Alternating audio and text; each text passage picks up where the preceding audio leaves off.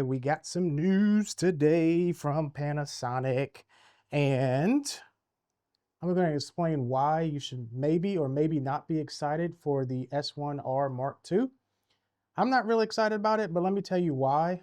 And this is coming from a Lumix owner. This is not the S1R2. Obviously, as you can see, it's the S52X. I've been using this camera extensively for over the past year. And why you should consider this over the S1R Mark II, and why you shouldn't be so hyped about the S1R2, because honestly, you may need to dig a little deeper. All right, so I'm sure you've all heard by now, Lumix just launched their S1R Mark II, and I just wanted to give my first thoughts and impressions of it. Why you should listen to me, I don't know. If you want to, great.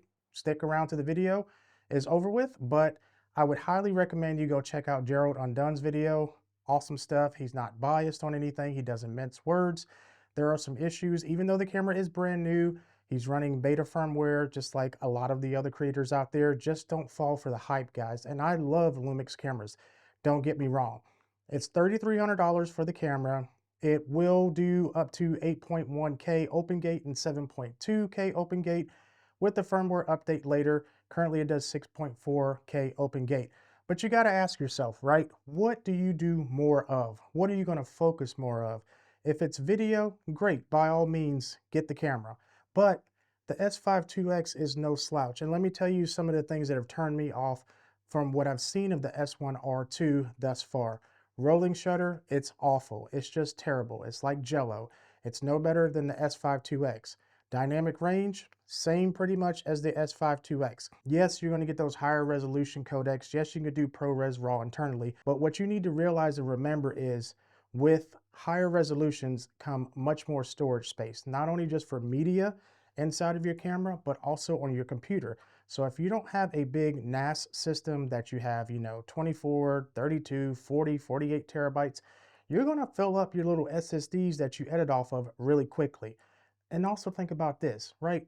Okay, 8K is great and fine and dandy to have, so you can crop in, you can downsample, all of that good stuff. But who's watching 8K content? Who's watching 6K content? Most of the people that watch your content or the content that you will produce is watching it on a phone. They're not even watching it on their TVs or their laptops. So think about that aspect of it. You really need to think long and hard if you want to spend $3,300 on a new camera body with no lens, or will this be sufficient enough for you? S52X, brilliant camera, does 6K open gate. Ooh, that sucks. Oh, lens creep there. Anyways, you can get a 24 to 70 lens. I love the Sigma 28 to 45. I have that lens. So great all-arounder lens. Plus you could put it in 4K 60 crop mode. So effectively it turns into more than just a 28 to 45. But anyways, long story short, you can get an S52X that has amazing video specs. No, it doesn't shoot ProRes internal, but hooking up an SSD to it, which is capable of doing, you can then shoot ProRes RAW externally. And the media is cheap. An SSD, 1 terabyte SSD, is maybe like, what, $100? So you have plenty of storage and you can edit right off the SSD. Now, I'm sure you'll be able to do that too with the S1R2 externally, but internally, guys, you're going to have to get some big beefy cards, some fast cards. So think about that too. It's not just the camera body that you're paying for, it's the media and the storage. And you really need to think long and hard on whether or not you're going to even use 6.4K, 8.1, 7.2K open gate. I know that sounds fantastic, but here's my solution to mitigate that. If you're worried about being able to shoot horizontally and also having enough room vertically, then just step back or get a wider lens or use a wider lens. 24 is plenty wide enough. Frame and compose your shot to where when you crop in for 9/16 vertical, you have enough room. Even if you're shooting an open gate, still be mindful of that, because sometimes people like to push in too far on their subject thinking, oh, I got room on the top and bottom because I'm shooting open gate, but then get back to post and realize it's just too punched in on their face, right? So what I'm saying is it cool? Does it sound cool? Yes, but the rolling shutter issues that I've seen, no more dynamic range than what this S52X has. I'm worried about overheating. He actually got it to overheat, he being Gerald. So just, be mindful of that, guys. It is a smaller body. Panasonic hasn't been known to have overheating issues, but you got to think about it, guys. In a small body that's smaller than this one, 8K, it may overheat at times, especially for long recording durations.